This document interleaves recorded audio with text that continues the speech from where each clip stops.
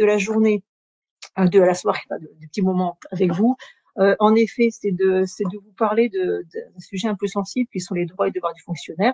La première partie donc que va vous présenter Eric concernera les aspects législatifs et juridiques. Alors ça vous rappellera certains souvenirs de faculté.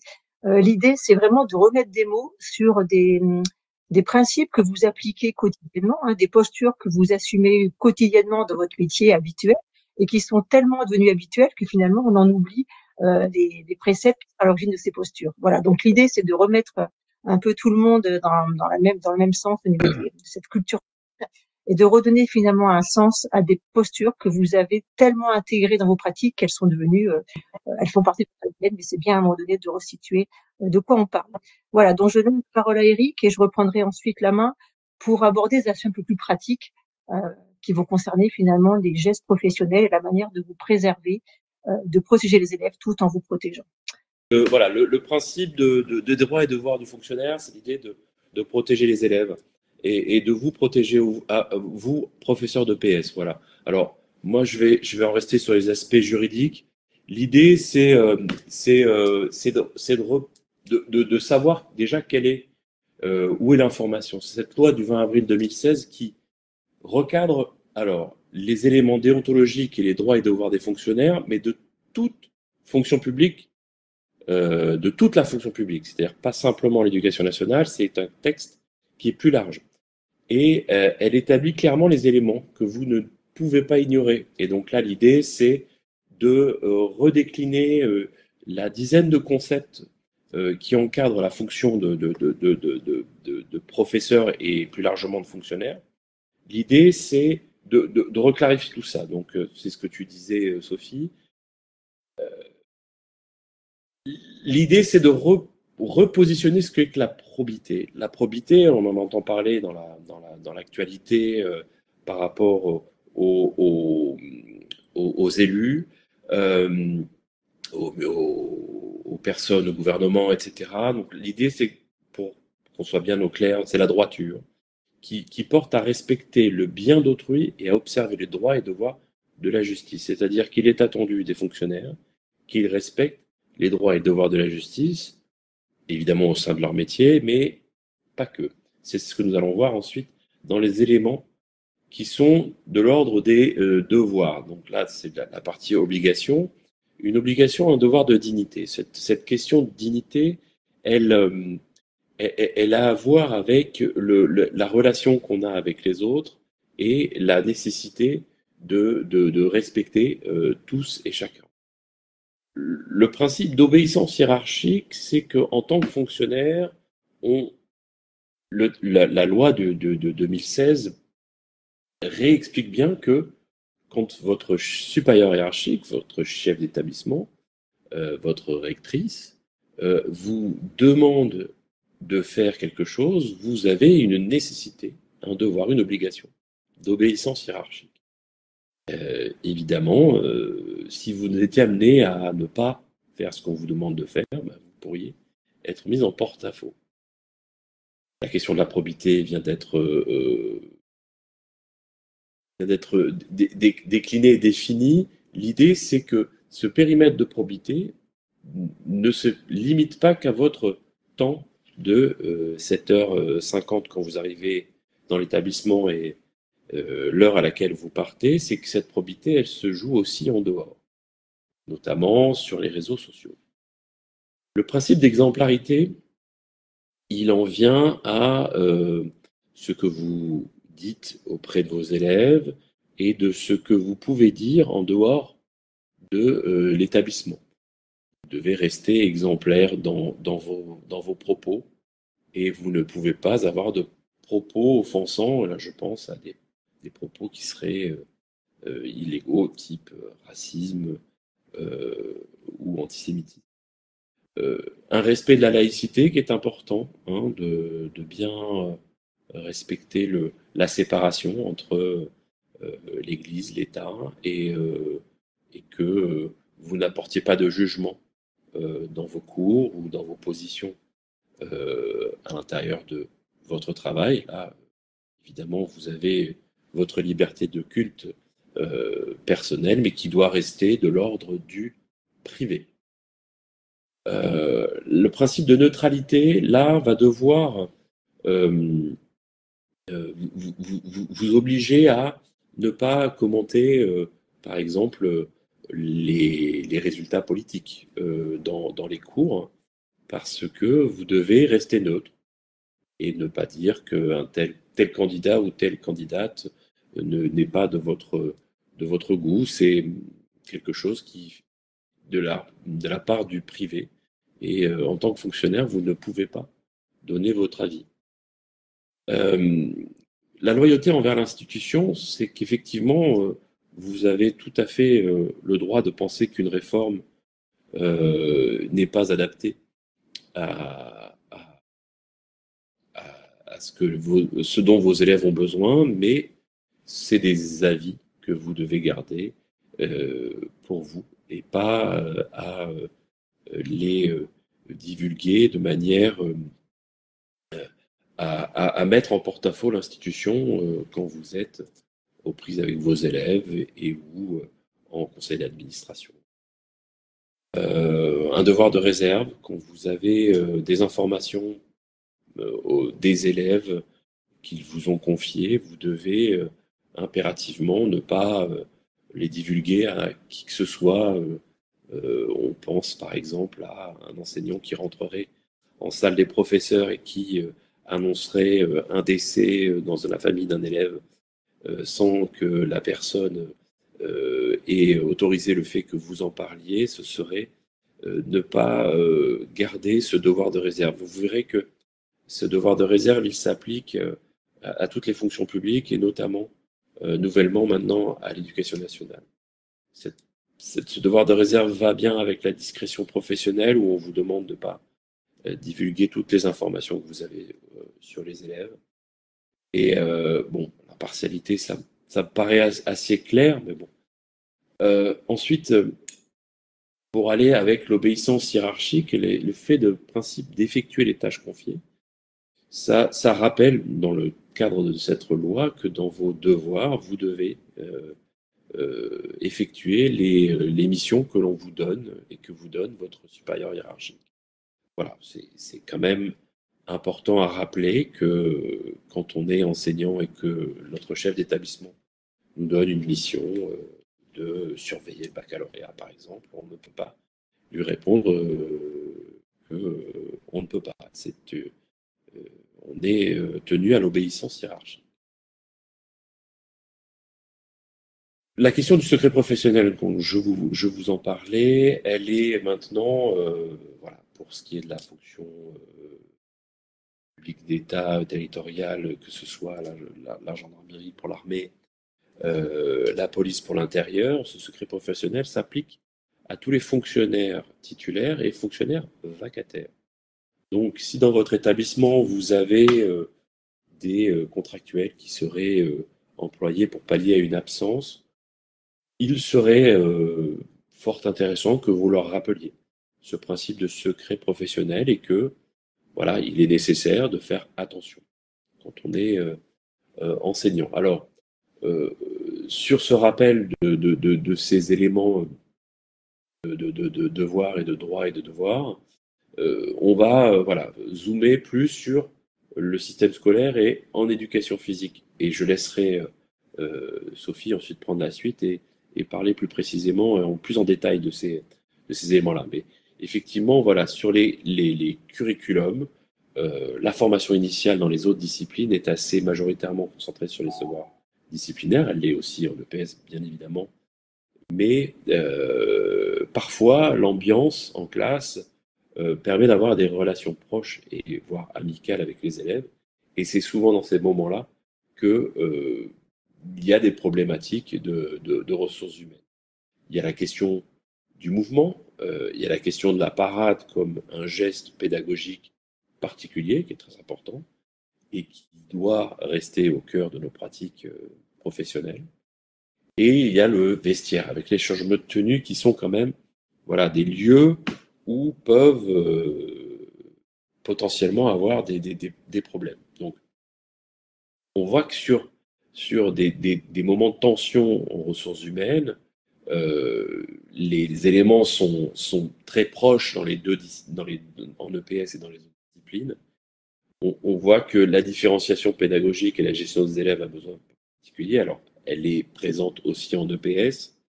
On va se dire qu'on a un petit peu d'avance sur cette question-là par rapport aux autres disciplines. Ça ne veut pas dire qu'on est arrivé au bout et qu'il faut déclarer victorieux. Au contraire, je pense que les webinaires sur les élèves à besoins particuliers, sur les différentes différenciations, la formation continue qui focalise sur la différenciation pédagogique, vous montre à quel point ce sont des éléments qui sont centraux dans notre discipline. Mais voilà, effectivement, nous, nos problèmes majoritaires, c'est la gestion de classe, les violences corporelles, verbales, les problèmes de mœurs et toutes ces relations interpersonnelles qui changent avec les formes de groupement. Donc ça, c'est des spécificités à l'éducation physique et sportive qui questionnent aussi la difficulté à travailler en équipe. C'est en équipe pour les élèves, en équipe aussi pour les enseignants.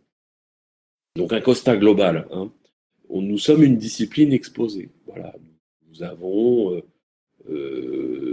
plus que les autres disciplines des cas de moments où dans la classe, dans les relations entre élèves, dans les relations élèves-professeurs, nous avons des problématiques de ressources humaines. On a 1 à 3 cas par mois sur les 1800. Alors les chiffres varient en fonction des sources, parfois plus, parfois moins.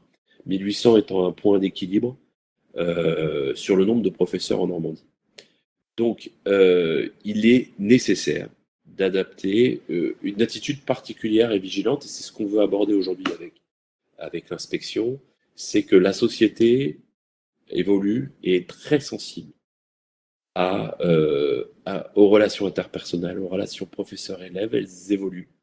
Et donc, nous aimerions vous outiller pour vous permettre de vous protéger et que les élèves aussi soient protégés. Donc, des éléments de vigilance. Très fréquemment, quand un élève est perturbateur, perturbe la classe, il est dissipé, c'est une révolte contre l'institution plus que contre la personne. Et en EPS, j'aime à dire que l'enseignant, l'enseignante représente l'institution parce qu'il l'incarne. On est hors les murs de l'établissement fréquemment et nous sommes l'incarnation de l'école, ce qui amène dans notre discipline fréquemment quand un élève a un ressentiment envers l'institution, de s'attaquer à nous, professeurs, et effectivement, il faut garder ça en tête pour garder la tête froide quand on est face à ce type de situation. La fonction d'enseignant, comme c'est dit, elle est scrutée par la société, scrutée par les familles, scrutée par les élèves. Et vous êtes observé dans l'établissement, aux alentours de l'établissement, mais aussi dans votre vie de tous les jours. Quand vous allez au marché le week-end, quand vous sortez avec des amis le vendredi ou le samedi soir, et sur les réseaux sociaux notamment, tous les éléments que vous y déposez participent de cette exemplarité. Je fais un lien avec le texte de loi. Effectivement, ce que vous mettez sur les réseaux sociaux participe, sont publics et donc sont sous le coup de cette loi et de cette nécessité de probité. Vous ne pouvez pas faire la promotion de substances illicites, par exemple, parce que ça viendrait porter atteinte à votre probité et à votre exemplarité. Voilà, un exemple parmi d'autres.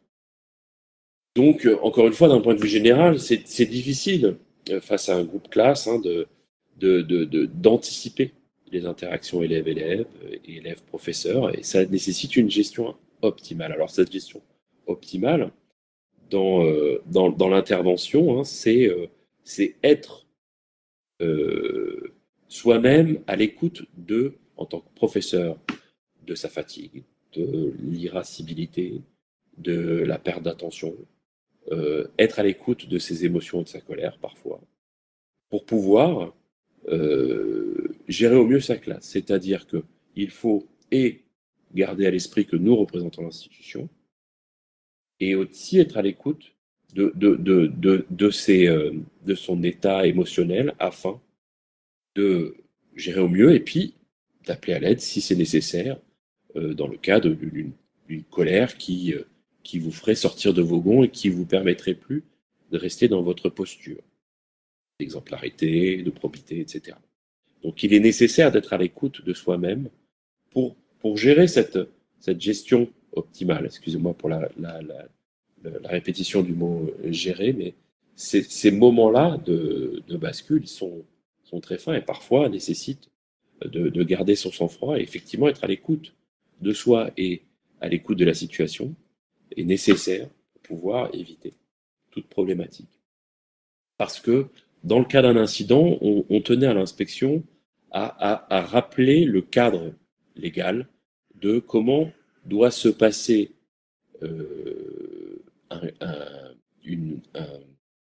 un développement d'une situation quand il y a un incident entre un enseignant et un élève en EPS. Donc, dans le cas d'un incident,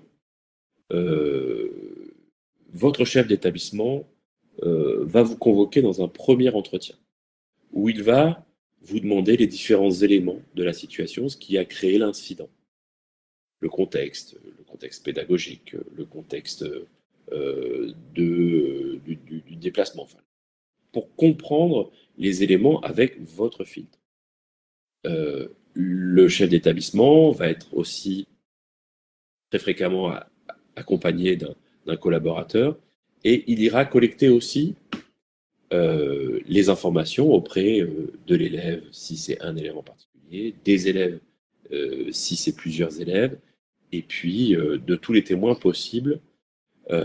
Fort de ces informations-là, le chef d'établissement rédige un rapport qu'il rédige de manière la plus factuelle possible pour relater les éléments de manière chronologique sans apporter de jugement. Ce rapport vous est présenté. Il vous est demandé de le signer pour montrer que vous en avez pris connaissance. Vous pouvez ne pas le signer et demander à faire des observations parce que les éléments qui ont été relatés, vous estimez qu'ils ne sont pas dénués de jugement, par exemple, ou des éléments nouveaux sont arrivés et que vous voulez en faire part. Vous pouvez les consigner par écrit et une personne autre que le chef d'établissement pourrait signer le fait que vous avez été informé des éléments contenus dans le rapport. Vous pouvez y ajouter vos observations et ce rapport ensuite est transmis à la division des personnels enseignants, à la DPE, qui archive ce rapport dans votre dossier administratif. Au regard de la gravité de l'incident qui s'est passé, plusieurs cas de sanctions disciplinaires sont possibles. Alors, c'est une loi de 84 qui donne les 4 groupes de sanctions. L'avertissement qui reste quelques mois dans votre dossier, mais qui ensuite est effacé de votre dossier, le blâme, l'exclusion temporaire de 1 à 3 jours, les sanctions adaptées au premier groupe de gravité.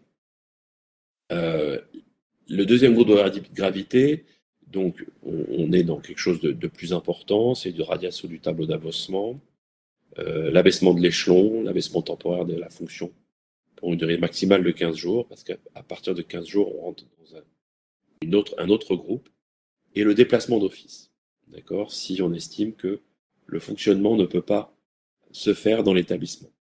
Le troisième groupe, c'est une rétrogradation d'échelon, l'exclusion temporaire de 16 jours à 2 ans, et pour le dernier, c'est la mise en retraite d'office et la révocation.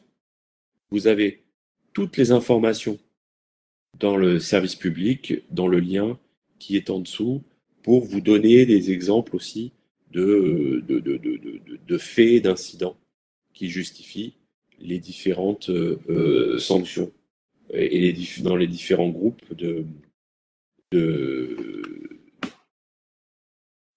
sanctions disciplinaires. Je vous prie de m'excuser pour ce petit ce petit moment. J'essaie de retrouver le document. Et je profite de ce petit temps pour juste une dernière précision, c'est que ce que Eric vous a présenté, ce sont des sanctions qui concernent l'éducation nationale.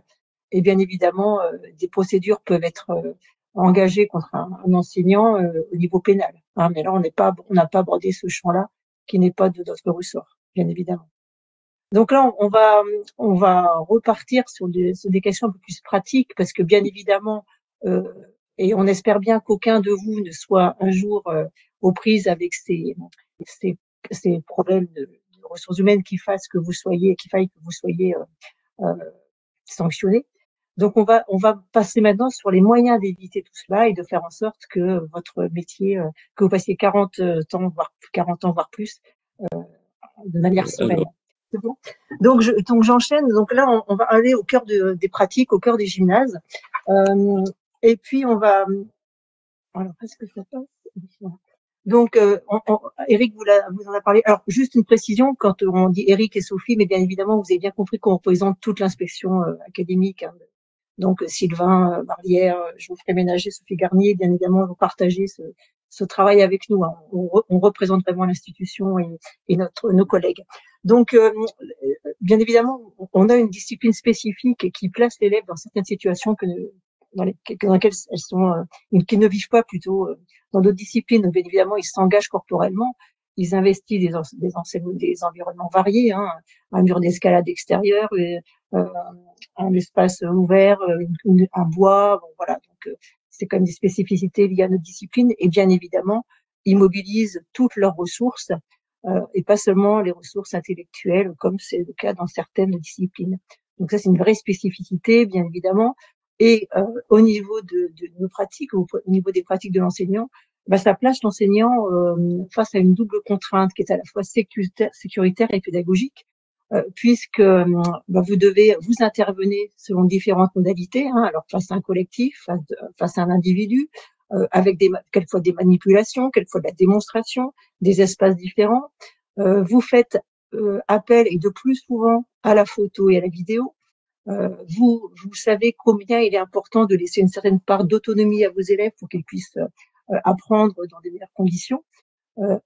Mais simultanément, vous devez gérer constamment, hein, comme vient de le dire Eric, leur sécurité physique, bien évidemment, mais également affective, également relationnelle dans leur relation avec leurs collègues, et psychologique par rapport à une réussite, un échec, une mise en situation de son corps, une présentation de sa prestation à des camarades. Donc voilà, une grande gestion obligatoire à faire constamment.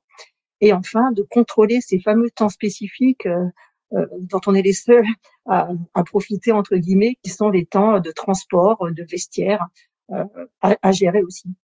Donc tout ça explique que on soit dans l'obligation et dans la nécessité de rendre tous ces gestes explicites pour les autres.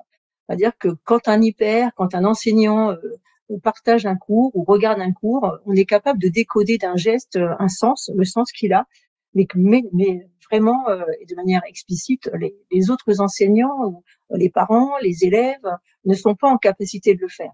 Et ça crée vraiment des malentendus et des interprétations qui sont souvent négatives parce que vous n'avez pas été suffisamment explicite et que la personne n'est pas en capacité de décoder, encore une fois, d'un geste le sens et l'utilité qu'il avait. Voilà, donc c'est pour répondre à cette difficulté que on va vous proposer donc de 3 axes et de trouver finalement des moyens d'être efficace par rapport à l'anticipation. Donc l'anticipation de ce qu'on peut faire finalement avant le cours pour éviter toute situation délicate, les éviter pendant le cours et en cas manifestement de situation délicate, comment les régler, en sachant que Eric vient déjà de le situer un peu. Donc au niveau de l'anticipation, la première vigilance à avoir, c'est le respect de le droit à l'image. On aurait pu rajouter aussi le respect de la RGPD maintenant, mais bon, sur le droit à l'image, globalement, vous êtes, de ce qu'on peut voir dans les pratiques, vous êtes sensible à ça. On n'est plus dans notre génération d'enseignants avec laquelle je suis. On était moins sensibilisés. Là maintenant, vous êtes sensible globalement à ce droit.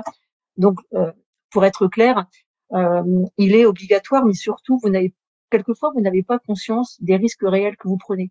C'est-à-dire qu'on fait attention, on sait que ça existe, mais on fait pas attention. Sachez quand même que c'est en relation avec l'article 9 du Code civil, c'est-à-dire que tout individu a droit au respect de sa vie privée, et que si vous ne respectez pas ce droit à l'image, vous risquez d'être sanctionné jusqu'à perdre votre qualité de fonctionnaire. Donc on a vraiment des risques réels, hein. On a tendance un peu à les oublier, mais c'est vraiment des risques à prendre en compte.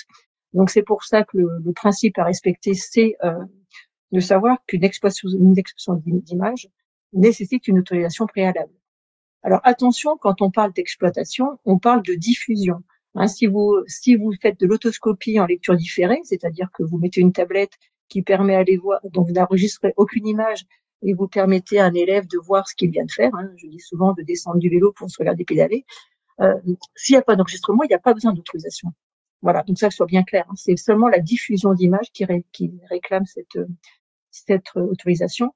Donc les autorisations, elles doivent respecter un certain cadre, hein. Elles doivent préciser la nature de la prise de vue du film, l'utilisation que vous allez en faire, pourquoi ce film, et puis la durée sur laquelle vous allez l'utiliser. Donc si vous faites un enregistrement, j'aurai cet enregistrement pour un cycle, pour une semaine, pour une année. Donc ça doit être vraiment précisé.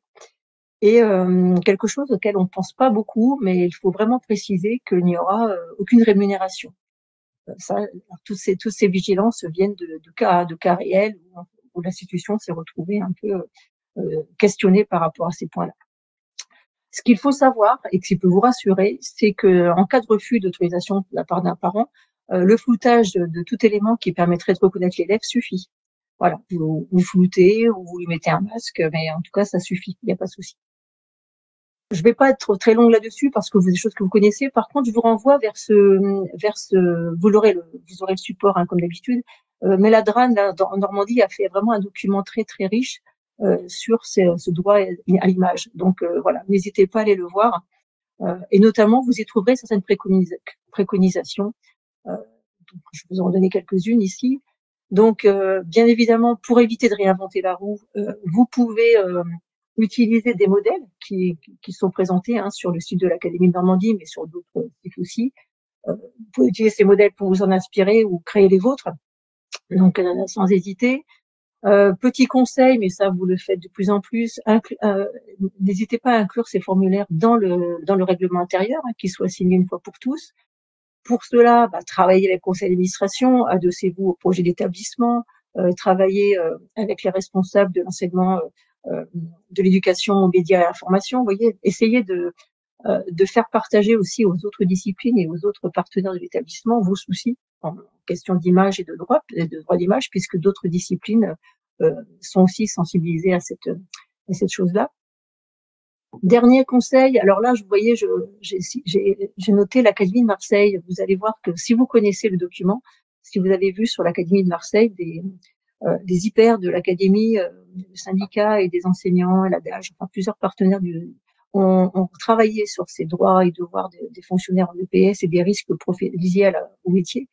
Donc je me suis inspirée de ce qu'ils ont fait et je rends à César ce qui est à César. Donc voici une proposition de l'Académie de Marseille qui propose d'envoyer un courrier de ce type aux parents d'élèves de vos classes, qui finalement donne du sens aussi à cette utilisation de médias. Donc voilà, ça c'est une proposition. Et puis dernière chose, alors là on la conseille à chaque fois, dans chaque rendez-vous de carrière, dans chaque réunion d'équipe, exploitez vraiment le carnet de correspondance pour rappeler aux parents au début de chaque séquence d'enseignement l'usage qui sera fait de la vidéo et surtout sa plus-value. Pour éviter tout fantasme, en fait, encore une fois. Plus on sera clair et explicite, plus on évitera toute désillusion et toute situation délicate. Donc, alors pareil, hein, il y a rien d'innovant, hein, l'utilisation de la vidéo pour observer sa posture et l'améliorer, c'est un champ d'apprentissage 1, conserver une trace de cette prestation dans un champ d'apprentissage 3, ou alors traiter les informations seules ou à plusieurs dans un champ d'apprentissage 4 ou 2. Donc voilà, donc tout ça c'est des choses qui sont faciles pour vous. Alors ça vous prend peut-être un peu de temps, hein, mais une fois que c'est fait pour toute l'année, c'est fait pour plusieurs années, c'est fait pour toutes les classes et encore une fois, ça vous évitera bien des soucis si vous tombez à un moment donné sur un parent un peu susceptible ou un élève un peu particulier. Voilà, donc respecter les droits à l'image. Deuxième point pour anticiper, communiquer auprès de la communauté éducative. Encore une fois, on n'est jamais suffisamment clair, on n'est jamais suffisamment explicite. On est heureux de jargonner entre nous, hein, on parle EPS, on sent EPS, on vit EPS, ça nous fait plaisir, mais plus on se rendra lisible et visible aux yeux des autres, moins on aura de soucis. Donc, communiquer auprès de la communauté éducative. Alors, en vous appuyant sur la circulaire qui est ancienne, maintenant en 2004, mais pour l'instant, on n'a pas mieux. En reprenant, par exemple, ce petit paragraphe qui finalement explique mieux que ce que vous pourriez faire, ce que vous faites, et puis surtout cadre administrativement, réglementairement vos gestes au quotidien. Toujours en m'inspirant de l'Académie de Marseille, vous pouvez aussi ajouter un petit article dans le règlement intérieur de l'établissement, en travaillant avec votre établissement et votre conseil d'administration. Alors voilà ce qu'ils ont proposé. Un petit chapitre qui concerne les contacts professeurs-élèves, voilà, où vous parlez du côté sécuritaire.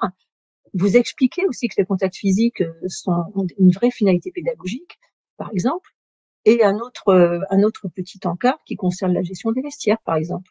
Voilà, où vous expliquez que oui, vous êtes dans une situation d'obligation de sécurité de vos élèves et donc de les surveiller, ce qui implique à un certain moment d'aller pénétrer dans leur vestiaire. Voilà, donc ça, encore une fois, c'est très simple à mettre en place. Vous pouvez très bien recopier telles quelles ces phrases, hein, puisque l'Académie de Marseille les a rendues publiques, ou faire les vôtres, ou voilà, ou nous demander conseil. Hein. L'inspection pédagogique régionale en EPS, on est tout à fait à même de vous accompagner si vous travaillez là-dessus, pour encore une fois vous éviter des soucis. Et puis dernière chose, et ça vous savez que c'est obligatoire, hein, c'est vraiment communiquer au niveau de votre établissement sur un protocole de soins d'urgence. On a régulièrement des situations qui remontent parce qu'à un moment donné, un accident a été perçu comme mal géré par un parent ou perçu comme mal géré par un chef d'établissement parce que la communication n'avait pas été claire en amont sur que fait-on dans un cas particulier. Ça vous protège aussi parce qu'on ne vous le souhaite pas, mais quand il y a un accident grave, nul n'est censé, enfin, personne n'est capable de dire je vais garder mon sang-froid, je vais être clair dans la tête. On peut être traumatisé, on peut être particulièrement bouleversé par un accident. Si c'est écrit en amont, ça permet aussi de vous assurer d'être plus efficace et de finalement poser le cerveau et puis agir en suivant une procédure, quoi. Voilà, donc c'est vraiment important que vous puissiez avoir un protocole de soins d'urgence. Ça devrait être fait, hein. Non, logiquement, ça devrait être fait. Voilà, donc tout ce qui est communication. Et là, on va aller sur l'EPS, la situation d'enseignement, puisque finalement, ce qui ressort des différents KGRH que nous avons à traiter, c'est quand même des événements qui se passent dans le cours. Alors, vous avez entendu tout à l'heure Eric parler d'incidents. Moi, je parle d'incidents, mais dans incident, il y a tout ce que vous avez derrière. Hein. C'est des rumeurs, c'est des malveillances, c'est des malentendus. Hein. Quand je parle d'incidents, c'est tout ça. Alors, première chose, donc on l'a dit, expliciter les gestes professionnels. Vraiment, ça c'est très très important. Et pour les expliciter, petite proposition, c'est de les différencier, parce que tous les gestes n'ont pas la même signification et tous les gestes n'ont pas la même portée. Alors, exemple de distinction en 4 champs, les gestes qui sont liés à l'ergonomie du cours. Alors, l'ergonomie du cours, c'est tout ce qui est autour du cours finalement. Donc, ce qui vous permet de gérer les espaces spécifiques, le temps des vestiaires, la piscine avec ce rapport au corps particulier, les transports. Voilà, c'est l'ergonomie du cours. Les gestes sécuritaires pour assurer là la sécurité objective de vos élèves. Les gestes pédagogiques pour démontrer, pour manipuler, pour faire ressentir, voilà, tout ce que vous faites au quotidien. Et les gestes empathiques que vous employez pour encourager, pour valoriser, pour rassurer.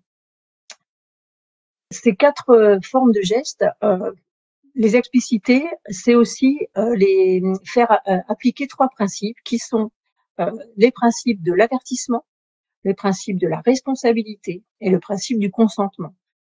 C'est-à-dire qu'en distinguant ces quatre gestes et en appliquant ces 3 principes, on se couvre et on se protège en protégeant les élèves. Alors, je vais vous les décliner maintenant. En ce qui concerne les gestes liés à l'ergonomie du cours, encore une fois, portés à la connaissance de tous les élèves et de la communauté éducative, ça c'est un principe de consentement, votre obligation d'assurer la sécurité des élèves dans les espaces spécifiques et donc de les surveiller.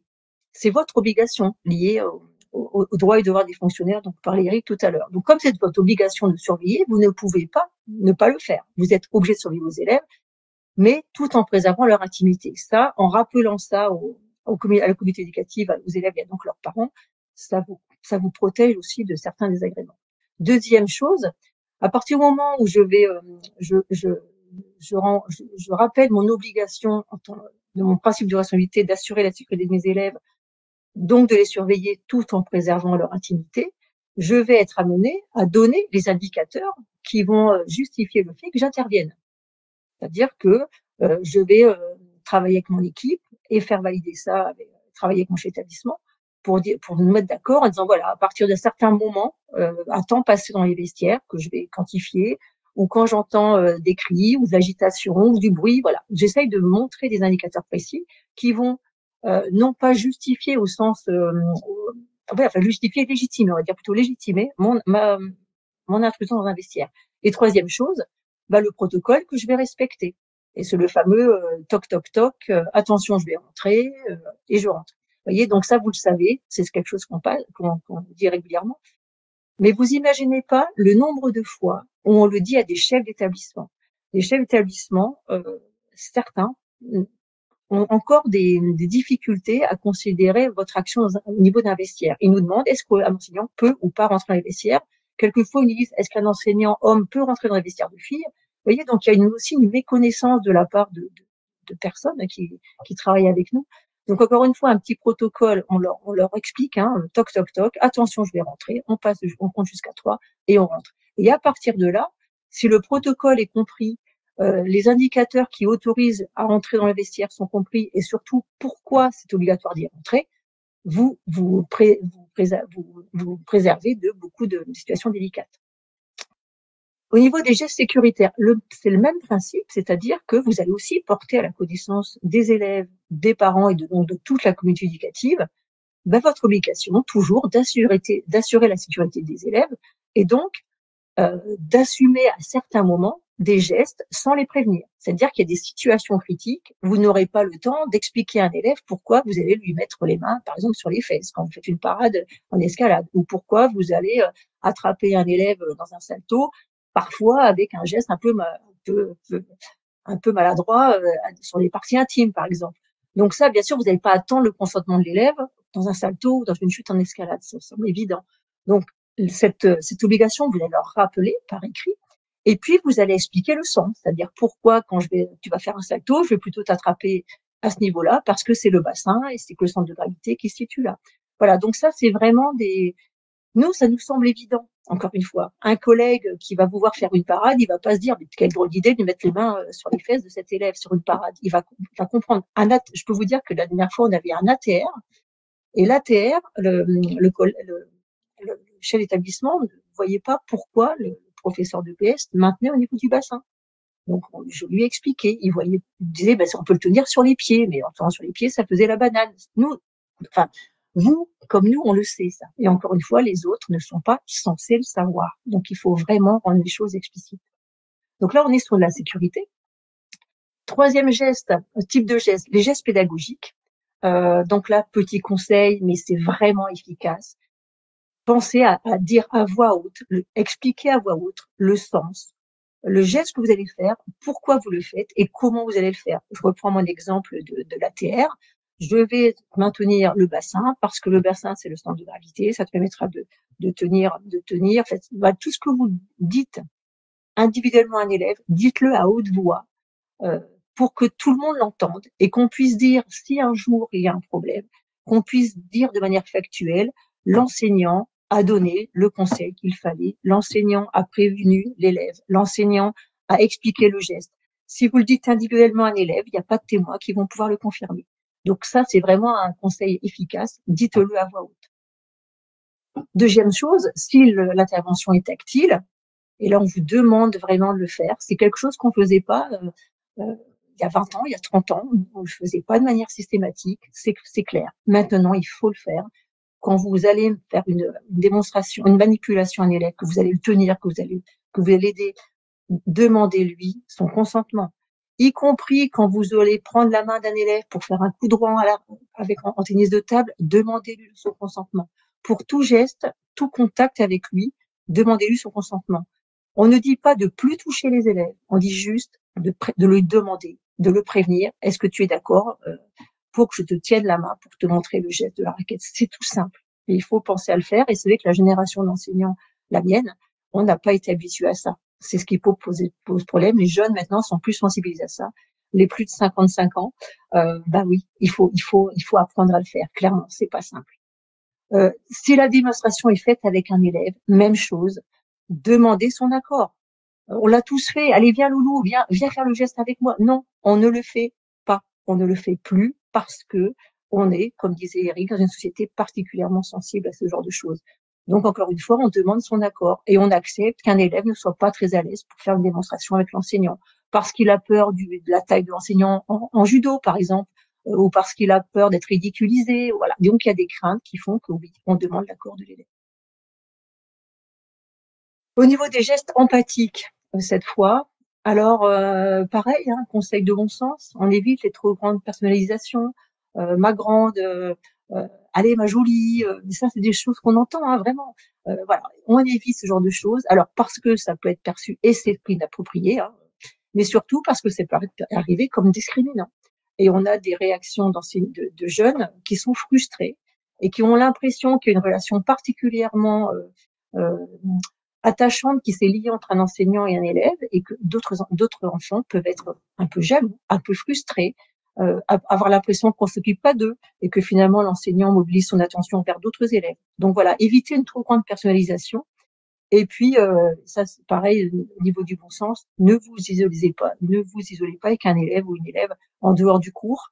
Et si cela est nécessaire parce que vous voulez régler un problème, je sais pas, d'attitude ou réglementaire, soyez accompagnés ou au moins prévenez, par exemple, le CPE, que oui, vous allez vous entendre avec un élève pour régler un problème particulier. En tout cas, prévenez ou faites-vous accompagner dans une relation un peu isolée avec un élève. A priori, évitez de le faire. Voilà, encore une fois, tout ça, c'est du bon sens et c'est des choses qui sortent de KGRH qu'on a à traiter, vraiment. Je continue. J'ai oublié de le dire, mais vous avez toujours possibilité de poser des questions et Geoffrey Ménager, mon collègue Sophie Garnier aussi, sont en vigilance si vous avez des questions particulières.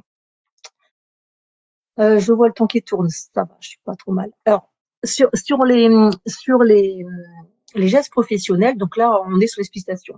Maintenant, on va aller un peu plus loin et c'est quelque chose que n'a pas fait d'accord l'Académie de Marseille qui est resté sur ce côté un peu factuel des gestes.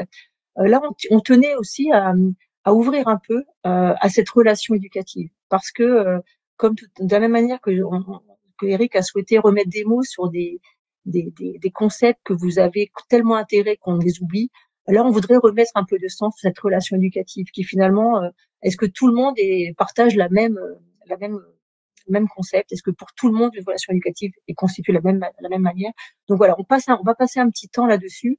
Et clairement, pour se préserver de tout problème, on se rend compte qu'il y a quand même cette relation qui doit être construite par l'enseignant. Alors des choses très simples, bien évidemment, en soignant sa communication, en se souvenant du passé d'élève.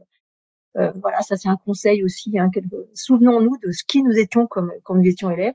Et est-ce qu'on aurait accepté ce propos? Est-ce qu'on aurait accepté cette situation? Est-ce qu'on aurait accepté de travailler avec cet élève? Est-ce qu'on aurait accepté de sortir quand il pleut? Voilà. Donc toutes ces choses-là, souvenons-nous de notre passé d'élève. N'hésitons pas aussi à faire exprimer les élèves sur leur vécu en cours. Alors, pour les plus jeunes, le PS de dedans, qui sont un peu, qui sortent depuis une dizaine d'années, là, vous connaissez le PS de dedans, de Carole Sèvres, David Adé.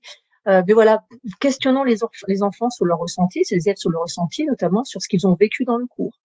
Et dernière chose, ça c'est un regard à aiguiser sur repérer les signes de malentendu, les sourires gênés, des contestations, des refus de pratiquer, qui laissent à penser qu'il y a peut-être eu de notre part un geste un peu mal compris. Et il est toujours temps à ce moment-là de réexpliquer ce geste. Donc là, on est finalement, si je voulais résumer, c'est est-ce que tous les élèves qui sortent de mon cours ont eu droit à un sourire, un regard, un conseil? Est-ce que j'ai porté attention à tous mes élèves? Alors, c'est pas simple hein, quand on a 35 élèves et que ça bouge dans tous les sens, mais à l'accueil du gymnase, dites-leur bonjour avec un grand sourire. Comment tu vas? Et vous faites ça 35 fois, vous êtes sûr au moins que vous avez porté attention à chacun. Encore une fois, ça semble évident, mais on a vraiment des cas GRH qui viennent de frustration d'élèves qui à un moment donné ont l'impression on les a pas calculés comme diraient les jeunes. Voilà. Ben si, portons un sourire, un regard, un conseil à chacun d'eux. Et, et c'est pour ça que je vais aborder un point qui nous tient à cœur, c'est cette relation éducative sécure, dont on parle beaucoup, mais finalement, est-ce qu'on sait ce qu'on met derrière? Donc, on va faire un petit pas de côté et aller voir finalement comment construire une relation éducative sécure. Alors, je vais faire appel à Christophe Marsollier, que vous connaissez peut-être, hein, qui est un IPREVS, qui a beaucoup travaillé sur la bienveillance éducative. Alors, la première chose qu'il faut vraiment rappeler, et quelquefois on l'oublie, hein, c'est que la relation est asymétrique. Pourquoi elle est asymétrique? Parce que vous êtes un enseignant, donc un adulte, avec un statut particulier qui est lié à votre fonction, une maturité est liée à votre statut d'adulte, et puis surtout, vous avez une connaissance de vous-même, vous avez un savoir, et donc une estime de vous-même liée à ce savoir, que n'ont pas les élèves. Les élèves, à l'inverse, ce sont des jeunes en construction, et qui sont en plus à l'affût des retours que vous pouvez leur faire, qui les rend encore plus vulnérables. Donc clairement, la relation est asymétrique, et elle relève, la qualité de la relation relève d'abord de vous. C'est-à-dire que vous n'êtes pas responsable de tout, mais vous êtes responsable de cette relation éducative. C'est vous qui la pilotez. La deuxième chose importante, c'est que cette relation, je viens de le dire tout à l'heure, elle est influencée par la qualité de votre communication. Et souvent, on pense à la communication verbale, la manière de ce qu'on va dire, paraverbale, vous la connaissez, le côté gestuel, le conatif, mais surtout, le non-verbal, mais surtout, c'est la communication paraverbale qui est importante. Finalement, c'est l'intensité, la tonalité, le ton que vous employez quand vous parlez à un élève. Donc, cette qualité est importante. On parle aussi d'empathie cognitive. Alors, l'empathie cognitive, c'est finalement, tout à l'heure, je parlais de se souvenir de son passé d'élève. L'empathie cognitive, c'est imaginer ce que l'élève pense ou comprend de ce que vous êtes en train de lui dire. Voilà. Et ça, vous serez d'autant plus efficace dans ce côté imaginaire que vous vous souvenez de qui vous étiez quand vous étiez jeune. Et puis l'empathie émotionnelle, c'est finalement imaginer ce que l'élève ressent de ce que vous êtes en train de lui dire. Voilà. Donc avoir cette petite vigilance, finalement, c'est vous souvenir que les deux sont liés. C'est-à-dire que quand un élève va être repris à une situation, d'emblée, il va se poser la question, est-ce que je suis en capacité de le faire? Donc cette relation cognition-émotion, elle va diriger elle va piloter l'aptitude de votre élève. Et bien évidemment, le fait ils ont une sensibilité différente et que la manière de parler ou le type de discours que vous allez avoir dans la forme et le fond avec l'un pourra énormément perturber un autre. Troisième chose importante, et vous le savez, c'est que cette relation éducative, elle n'est jamais gagnée, elle n'est jamais définitive. Vous pensez que c'est gagné un jour et puis le lendemain, ce sera moins bien. Donc, bien évidemment, c'est une création de chaque instant qui est très fragile. Et vous connaissez les moments très sensibles dans lesquels, à ce moment-là, la relation éducative est très fragilisée. Il y a bien évidemment l'accompagnement d'une résistance lors d'un apprentissage. Il y a l'évaluation. Et j'ai mis l'évaluation, j'ai pas mis la notation. C'est pas le thème du webinaire, mais clairement expliquer pourquoi une évaluation positive qui permet d'apprendre et non pas une notation qui vient sanctionner. L'exercice de l'autorité, quand vous devez mettre le haut là, quand vous devez remplir et assumer votre mission d'adulte en disant non, ce sont des moments qui fragilisent la relation éducative et vous le savez. Enfin, le plus important de cette diapo, c'est que et ça, ce sont des études qui le montrent, le facteur déterminant de la qualité de la relation éducative, ce sont les feedbacks que vous apportez. Feedback dans deux sens, ce que vous faites de ce que l'élève a produit, et puis et aussi plutôt, la confiance que vous manifestez à l'élève. Donc le versant finalement apprentissage et le versant psychologique. Clairement, c'est vraiment ce qui détermine la qualité de relation. Vos feedbacks. Si je reprends l'expression de Christophe Marsollier, pour lui, voilà, l'enseignant, c'est l'artisan d'une relation qui détermine son efficacité professionnelle. C'est vraiment ça le point central, la focale. Qui veut dire qu'il faut sans arrêt, quel que soit l'âge ou l'expérience qu'on a et l'expertise qu'on a, continuer à optimiser nos gestes professionnels, notamment relation relative à la communication, hein, verbale, non verbale, paraverbale, et aussi à la satisfaction des besoins fondamentaux des jeunes. Des études ont montré, vous le savez, hein, vous connaissez la pyramide de Maslow certainement. Vous avez le premier niveau des besoins fondamentaux, c'est les besoins primaires, dormir, manger, boire, ok. Et le deuxième niveau pour un jeune puisse s'émanciper, c'est la confiance en l'adulte. Et on parle de méta-besoins dans le sens où les enfants, les jeunes, sont persuadés que l'adulte connaît ses besoins et qu'il n'a pas besoin de l'exprimer. Un enfant est persuadé de manière inconsciente qu'il n'a pas besoin de dire à un adulte qu'il a besoin qu'il attend sa confiance. Ça va de soi pour un enfant qu'un adulte va lui apporter de la confiance. Donc il faut vraiment que de notre côté on travaille là-dessus et qu'on puisse manifester auprès de cet élève la confiance qu'on a en lui et qu'on croit en lui. Une posture à renforcer, alors la posture d'écoute, c'est clair, la posture de patience, c'est clair. Le tact, alors le tact, on n'y pense pas souvent, mais ce tact, ça se travaille, ça s'apprend. C'est finalement une qualité qui permet de déterminer presque intuitivement ce qu'il convient de dire, de faire ou d'éviter de faire dans une relation humaine. Certains ont du tact, d'autres n'en ont pas. Alors si on en a moins, on travaille pour en avoir un peu plus. Mais clairement, c'est important. Et la dernière chose, c'est la bienveillance. Alors la bienveillance, c'est pas de la démagogie. La bienveillance, c'est veiller au bien, comme de manière étymologique. C'est finalement veiller au bien d'autrui en le préservant de ce qui pourrait lui nuire. Et là, à ce niveau-là, on peut voir une bienveillance dans deux axes. La bienveillance passive, hein, c'est juste protéger les élèves, éviter qu'ils se blessent, par exemple. Et la bienveillance active, qui est plus compliquée, c'est finalement veiller au bien de quelqu'un sans que le bien qu'on considère pour lui, il ne considère pas lui pour lui. C'est-à-dire qu'on va penser que c'est bien pour lui, mais lui, il n'est pas vraiment convaincu que ce soit vraiment bien pour lui. Ben ça, c'est pas évident de travailler cette bienveillance.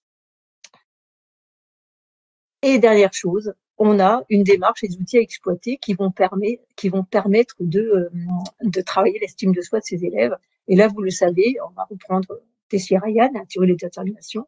Une démarche qui permet à l'élève de se sentir compétent, notamment par l'enseignement explicite et l'évaluation positive.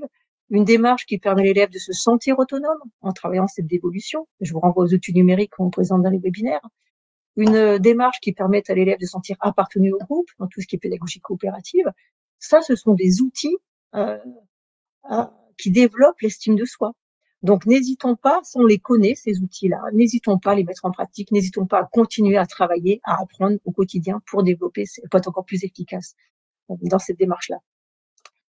Le problème, c'est que au-delà de ça, vous êtes aussi un humain, vous êtes aussi un homme, vous êtes aussi une femme, et qu'à un moment donné, ça demande un travail constant.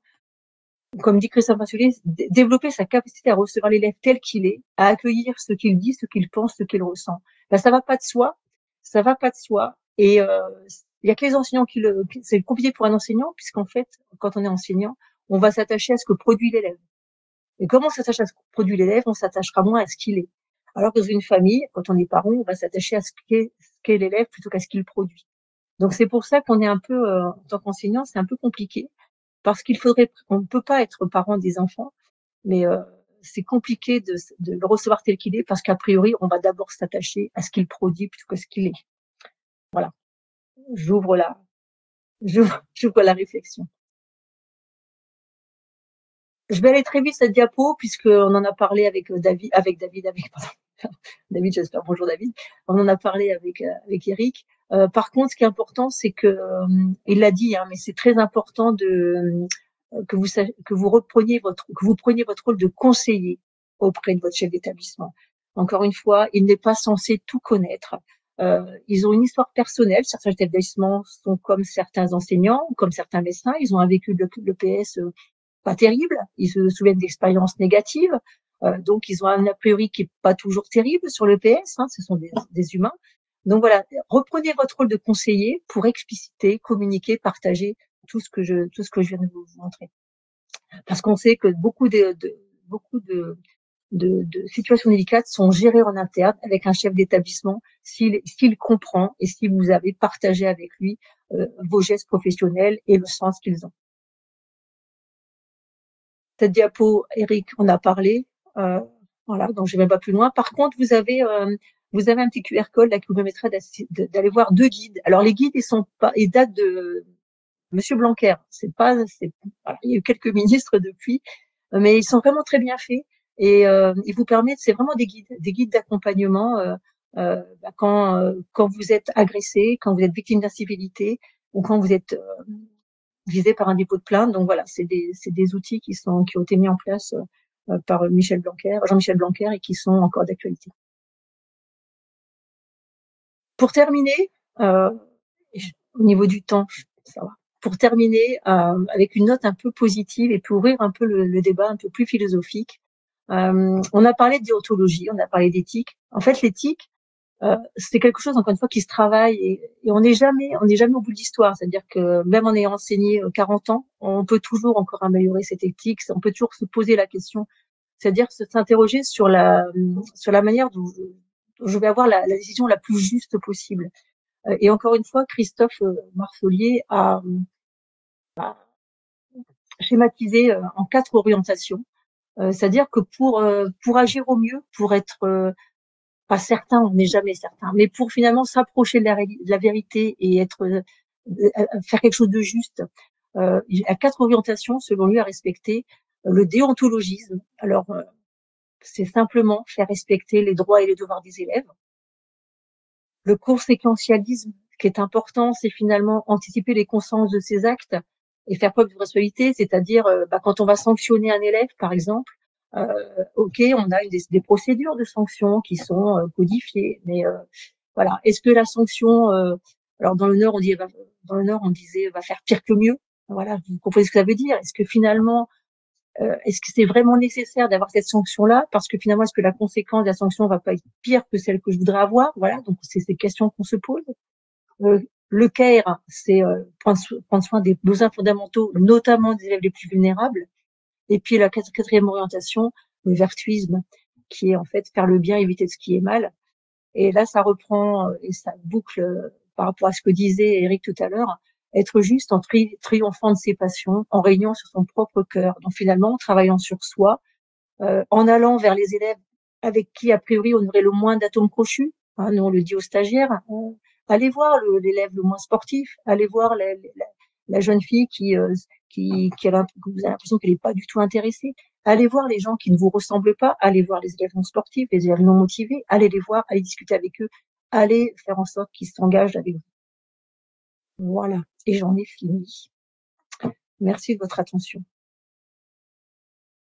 Alors, on est à 60 minutes pile, mais est-ce que Geoffrey, Sophie, est-ce que vous pouvez prendre la main si vous avez, j'ai pas regardé, si vous avez dans le chat des questions auxquelles vous devriez répondre tout de suite. Bonjour à toutes et tous. Donc, une seule question de Madame Sophie Le Parloir et Eric vient d'apporter une réponse écrite. Donc, sauf si d'autres questions effectivement arrivent là en temps réel. Pour le moment, pas de questions complémentaires. Bien, écoutez, puisqu'il n'y a pas de questions, on va se quitter ici. Nous avons enregistré le webinaire. Comme d'habitude, on le retravaillera avec David Cellier, le pôle numérique, pour le son, voir si tout passe bien. Et puis, vous aurez accès, comme les fois précédentes, sur le site académique.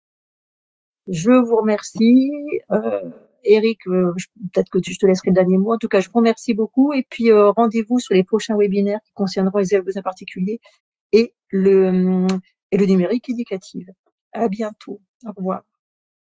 Merci à vous tous pour votre attention sur cette problématique et ces questions qui sont quand même assez difficiles, mais qu'on espère avoir rendu le plus explicite possible. Merci à vous.